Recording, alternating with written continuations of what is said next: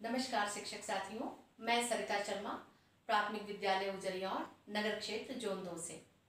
जैसा कि हम सभी को विदित है कि मिशन प्रेरणा जो है उसका शुभारंभ लोकार्पण 4 सितंबर सन 2019 को माननीय मुख्यमंत्री उत्तर प्रदेश शासन द्वारा किया गया। मिशन प्रेरणा का उद्देश्य जो है वो परिषदीय विद्यालयों में बुनियादी शिक्षा को मजबूत करना है। मिशन प्रेरणा के लक्ष्य को हासिल करने के लिए एक रोड मैप तैयार किया गया और उस रोड मैप को तैयार करने में हमारे बहुत चुने हुए कुछ विशेषज्ञों की राय ली गई है।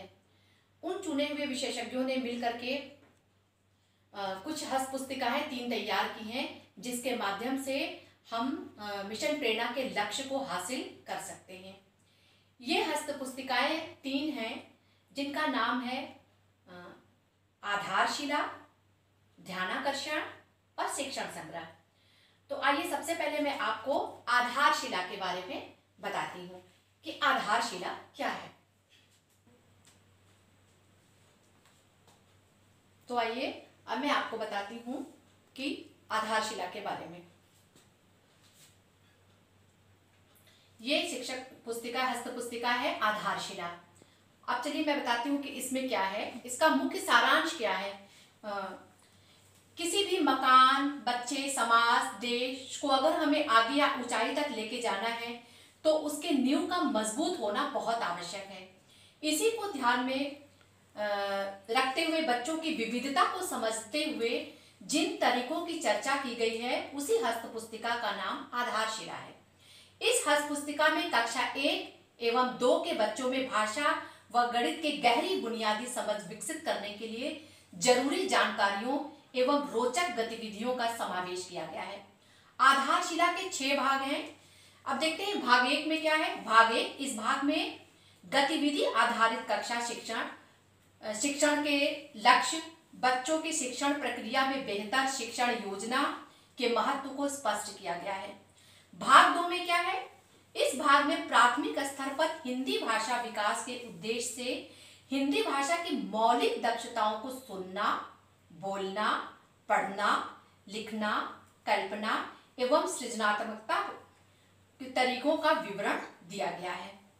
अब आगे देखते हैं भाग 3 में क्या है। इस भाग में प्राथमिक स्तर पर गणितीय विकास के उद्देश्य से गणितीय दक्षताओं, संख्या पूर्व अवधारणा, जोड़ना, घटाना, गुणा, भाग, मापन, ज्यामितीय आकृतियों, कैलेंडर एवं मुद्रा को रोचक एवं प्रभावकारी शिक्षण दिए जाने की दृष्टि से शिक्षण विधियों तथा आकलन के तरीकों का विवरण दिया गया है। आइए अब देखते हैं भाग 4 में क्या है। इस भाग में कक्षा 3, 4, 5 में भाषा, गणित तथा परिवेशी अध्ययन आदि विषयों के लर्निंग आउटकम तथा उनके संप्राप्ति संबंधी कक्षा शिक्षण गतिविधियों एवं आकलन के तरीकों का विवरण दिया गया है। भाग 5 में, इस भाग में आरंभिक स्तर पर सामान्यतः आकलन एवं मूल्यांकन की अवधारणा को स्पष्ट करते हुए भाषाई एवं गणितीय कौशलों के आकलन एवं मूल्यांकन और उनके अभिलेखीकरण का उल्लेख किया गया है।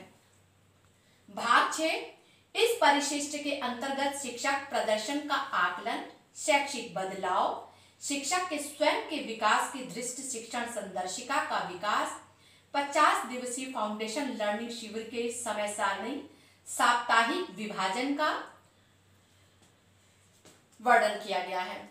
अब आइए देखते हैं ध्यानाकर्षण। दूसरी हस्त पुस्तिका है ध्यानाकर्षण। ध्यानाकर्षण में क्या है। अधिगम आधारित शिक्षण है ये। किसी भी कक्षा में कुछ बच्चे अपनी कक्षा एवं आयु के अनुसार अधिगम संप्राप्ति स्तर अर्थात परीक्षा में तुलनात्मक रूप से अन्य बच्चों की तुलना में कम अंक प्राप्त करते हैं। हालांकि शिक्षक बहुत ही प्रयास करते हैं, पर उसके बावजूद भी उन बच्चों को भाषा कौशलों को ग्रहण करने में बहुत ही परेशानी होती है और इस प्रकार गणित विषय में भी अंकों व चिन्हों की पहचान, संख्या के आरोही अवरोही क्रम को समझने में, जोड़, घटाना, गुणा, भाग को समझने में परेशानी होती है।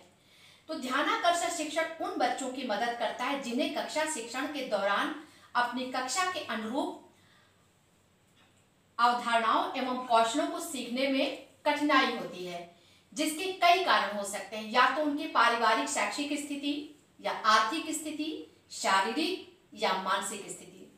ऐसी स्थिति में बच्चों की शैक्षिक संप्राप्ति स्तर में कमी को दूर करने के लिए शिक्षक अपने शिक्षण में कुछ बिंदुओं पर ध्यान केंद्रित कर अपनी शिक्षण योजना बना सकते हैं।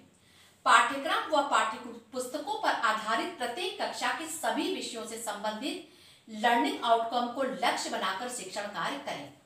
पठन पाठन के दौरान सभी विद्यार्थियों का सतत अवलोकन करें, उनकी कठिनाइयों का आकलन करें, तभी ऐसे सभी बच्चों का पर ध्यानाकर्षण की संभावना प्रबल हो पाएगी। इसकी शुरुआत सत्र के प्रारंभ में ही बच्चों के अनुसार योजना बनाकर आवश्यक रूप से तैयारी करनी होगी। अब है शिक्षण संग्रह। शिक्षण संग्रह क्या है? यह सर्वविदित है कि प्राथमिक विद्यालय के वातावरण का प्रभाव विद्यार्थी के संपूर्ण जीवन पर पड़ता है।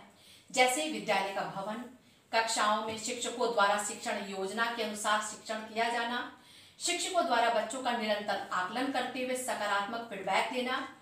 वस्तुतः शिक्षण संग्रह से आशय एक पुस्तिका के रूप में ऐसी सूचनाओं का संग्रह है जो आकर्षक स्कूल परिसर, शिक्षण कौशलों, शिक्षण योजनाओं, लर्निंग आउटकम, पुस्तकालय आदि से संबंधित जिनका उपयोग शिक्षक दैनिक कक्षा शिक्षण के नियोजन एवं क्रियान्वयन में कर सकते हैं।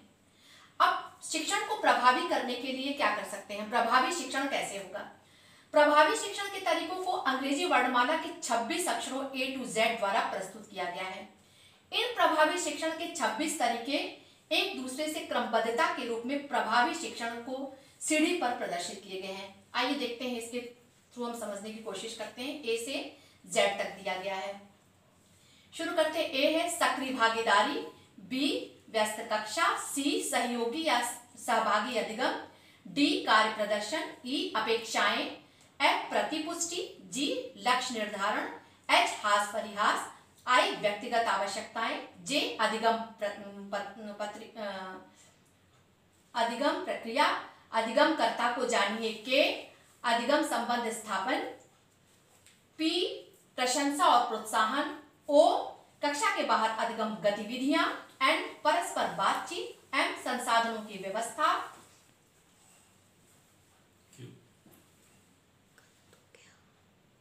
Q पहली प्रश्नोत्तर, R अधिगम का स्वदायित्व, S सफलता का अनुभव, T दर शिक्षण तथा सहयोगी प्रयास, X मूल्यांकन एवं प्रशिक्षण, W कामकाजी वातावरण, V विविधता, U अनपेक्षित परिस्थितियों का सामना, Y आप यानी शिक्षा और Z जोश व उमंग।